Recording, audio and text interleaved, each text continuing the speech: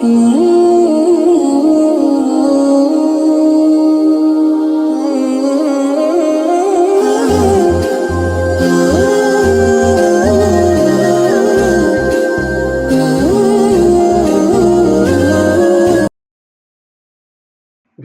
walhamdulillah, wassalatu wassalamu ala rasulillah. Assalamu alaikum rahmatullahi wa barakatuhu. Урматтуу мусулман бир тууганым, бүгүн дагы Ибн Хаджар аль-Хайтами рахимахуллаху тааланын китебинен сабагыбызды улантмакчыбыз.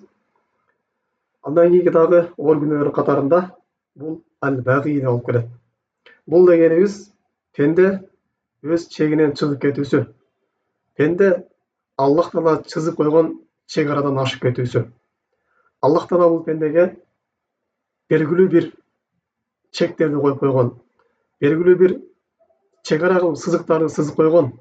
Мына ошол нерседен пенденин ашып кетүүсү бул шариятыбызда оор күнөө болот дагы, бул баги деп аталат. Эми Аллах Таала чызып койгон чегаралар бул кээде Аллах Тааланын акысында болот, кээде пенделердин акысында болот. Пенделердин акысына келе турган болсок, Аллах Таала бир мусулманга экинчи мусулмандын жанын, жана анын мал мүлкүн, жана анын абирин, анын абыройун, анын ар намысын Аллах Таала арам кылып койгон. Кимдеги менен башка бирөөнүн жанына кол сала турган болсо, ага зулумдук көргөзө турган болсо, же болбосо анын мал мүлкүнө, анын акчасына зордук кыла турган болсо, зомбулук жол менен, зулум жол менен тартып ала турган болсо, же болбосо анын абыройуна, анын ар намысына шек кетире турган болсо, аны чылдыңдап, же болбосо анын ата тегине ушундай бир сөз кетирип, анын ар намысына, абирине тие турган болсо, эч бир акысыз эле бул шариятыбызда харам иш болуп эсептелинет. Демек, урматтуу мусулман бир тууганым, башка бирөөнүн жанына зулум кылыштык, башка бирөөнүн мал жанын тартып алыштык, кандай жол болбосун ал, рекетчилик болсун, же болбосо салык жолу болсун, же болбосо башка бир эч акысыз эле бир зулумдук жолдор боло турган болсо, бул арам болуп эсептелинет. Жана ошондон эле кийинкиси анын абирине сөз кетириштик, аны гыйбат кылыштык, аны ушакташтык, аны тил менен болсун, же дене менен болсун, аны маскалдаштык, аны шылдың кылыштык, анын ата теги болсун, же ал кишинин тулку бою болсун, анын көзү болсун, же путу болсун, же анын бою кыска болсун, мына ушул нерселерди тамашага алып, алардын абирине, ар намысына сөз тийгизиштик шариятыбызда арам болуп эсептелинет.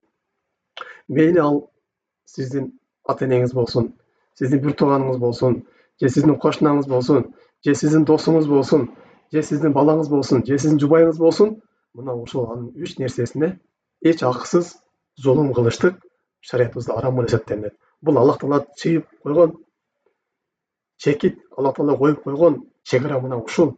Мындан эч бир акысыз ашып кетүүгө болбойт.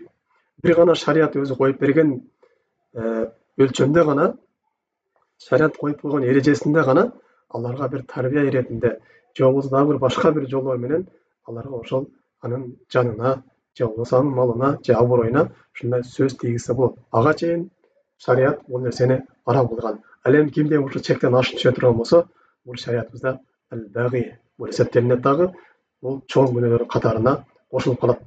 Бул тууралуу Аллах Таала Кур'ан-ы Каримде мындай дейт: "Инналлаха я'мурукум бил адл." Аллах Таала адилеттүүлүккө буйруйт. "Вал ихсан."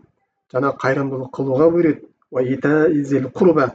Жана тууган уруктарыңарга жакшылык кылууга Аллах Таала буйруйт. "Ва янханил фахша вал мункар вал баги." Аллах Таала силерди бузукулуктан жана ошондой эле мункар, ар кандай фахша иштерден жана баги, башка бирөөлөрдүн акысына кирип, чектен чыгып, башкаларга зулум кылуудан Аллах Таала кайтарат деп Аллах Таала Кур'ан-ы Каримде бул зулумдуктан, чектен чыгып кетүүдөн кайтарат. "Яидукум ла'аллакум тазаккарун." Аллах Таала силерге мына ушундай насаат берет. Силер балким ушул насааттарды угуп, акылыңарга келерсиңер. Силер бул эскерүүлөрдөн, бул насааттардан пайда аларсыңар деп Аллах Таала Кур'ан-ы Каримде ошентип башка бирөөлөрдүн акысына зулум кылуудан кайтарат. Жана ошондой эле Аллах Тааланын акысына дедик, бул Аллах Таала пенделерге намазды парыз кылган. Кимдин малы зекет өлчөмүнө жете турган болсо зекет беришти парыз кылган, же болбосо Рамазан айы турат орозону парыз кылган, жана дагы башка Аллах таала бир нерсе иштерди парыз кылган, мына ушул нерселерди өтөп бериштик. Бул Аллах тааланын акысы болуп эсептелинет. Жана ошондой эле Аллах таала дагы кээ бир чектерди коюп койгон. Бул кээ бир нерселерди Аллах таала арам кылып койгон. Бул нерсени ашып түшпөш керек. Аллах таала зынаны арам кылган. Аллах таала аракты арам кылган. Аллах таала бирөөлөрдүн үстүнө жала жапканды арам кылган. Аллах таала чөчкөнүн этин арам кылган. Аллах таала дагы башка ушундай бир кээ бир иштерди арам кылган. Бул нерсеге пенде жакындабаш керек. Бул Аллах тааланын койгон чеги болуп эсептелинет. Ал эми кимде мына ушул нерсени ашып түшө турган болсо, анда биз жогоруда айткан багый деген оор күнөөгө туш болот. Эми бул чектен ашкандарга шариятыбызда кандай күнөөлөр болот дегенде, бул тууралуу Аллах таала Кур'ан-ы Каримде إنما السبيل على الذين يظلمون الناس ويبغون في الأرض بغير الحق أولئك لهم عذاب أليم. Албетте күнөө ала турган жол бул адамдарга зулум кылгандар.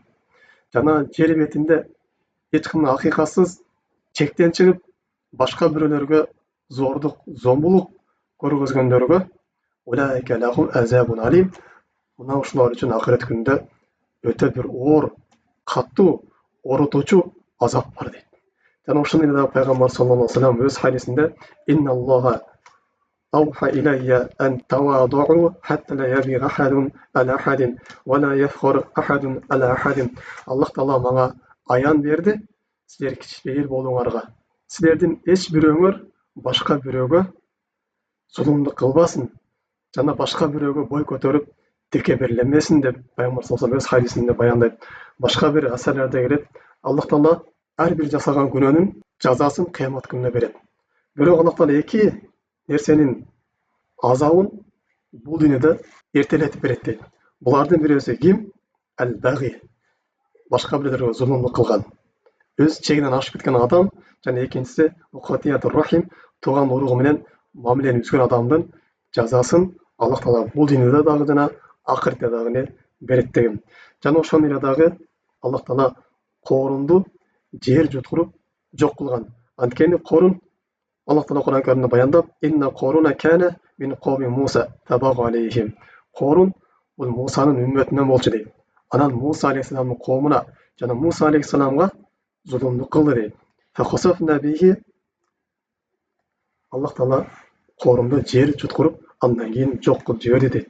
Демек, урматтуу мусулман бир тууганым, кимдегин бүгүн өз күчүнө таянып, башка бирөөлөргө зулумдук кылып аткан болсо, өзүнүн малына таянып, башка бирөөлөрдүн акысын тартып алып аткан болсо, же өзүнүн күчүнө таянып, өзүнүн кылган кызматына таянып туруп, ошол жерден башка бирөөлөргө зулумдук кылып аткан болсо, Аллах таала чыгып койгон чектен ашып аткан болсо, бул адам билсин, мурдан мурунку Аллах таала жок кылган корунду жок кылган сыяктуу, бул адамдын дагы күчүн кошуп, мал дүйнөсүн кошуп, өзүнүн ошол таянган бийликтерин кошуп, жер жуткуруп жиберишинен бул пенделер корксун. Жана ошондой бир пендени Аллах таала өз үй бүлөсүндө башчы кылып койгон болсо, мына ошол жерде өз бала чакасына, өз аялына зулум кылып аткан болсо, же болбосо өз бир туугандарына, дагы башка бирөөлөргө зулум кылып аткан болсо, бул пендени Аллах таала жер жуткуруп жиберишинен корксун. Бул пенденин азабын Аллах таала бул дүйнөдө эртелетип берип коюудан корксун. Жана Аллах тааланын азабы келектен алдын бул пенде бул күнөөсүнөн тооба кылып кайтсын. Мына ушу менен бүгүнкү сабагыбызды жыйынтыктайбыз. Аллах таала баарыбызды кичпейилдүү пенделердин катарына кошсун, билип дагы билбей дагы кылган күнөөбүздү кечирген болсун. Аллах таала бизди башкаларга зулум кылуудан алыс кылган болсун. Субханакаллахумма бихамдик, ашхаду ан ла иляха илля анта, астагфирука ва атубу илейк. Ассаламу алейкум ва рахматуллахи ва баракатух.